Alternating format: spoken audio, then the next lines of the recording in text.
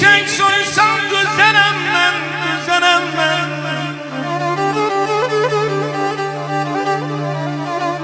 Nesimi tek soysam güzelim ben. En asker yakşı yer göy benzerim ben. Füzulidir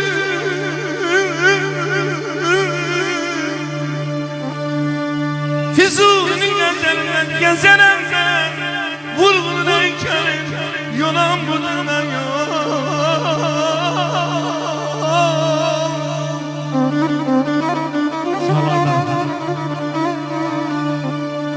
Üç rəhli bayrağın səcdəgahımdır.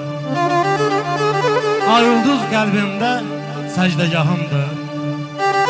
Adın anam qədər mənə yaxındır. Mən doz oğlunam, Azərbaycanım. Mavin başım üstə göy qübbəsidir. Qırmızın dünya sulhun səsidir. Yaşılın İslamın öz müjdəsidir. Sən də bir günahsən Azərbaycanım. Səni qanmayanlar qanacaq bir gün. Cəhənnəm odunda yanacaq bir gün. Dünya mənəmməlir, yalanları danacaq bir gün. Kaş bütöv olasan Azərbaycanım. İlqarın yuqarı qüruru sənsən. Yuqarın qürurun ünvanı sənsən. Mənim üçün, bizim üçün dünyanın paytaxtı sənsən. Şərəfim, şöhrətim Azərbaycanım. Azərbaycan mənim elim, Azərbaycan mənim dilim, mənim elim.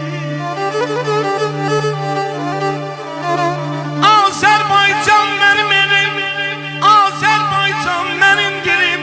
Doğransam da dilim dilim, ana dilim ölen değil. Özgə bir dilep çölen değil, çölen değil.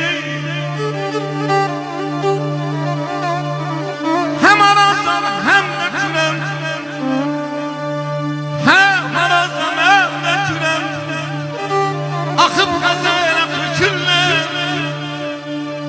dilim ölse benzemenler. Ana dilim ölen değil, özgə bir dile çölen değil, eziyem ben. Yanlış gelsin, gözə sənətkarımıza. Sıt oludur ben dilen. Men uşaq yaşından vurgulam, Ağdam rayonunun uzan kentine.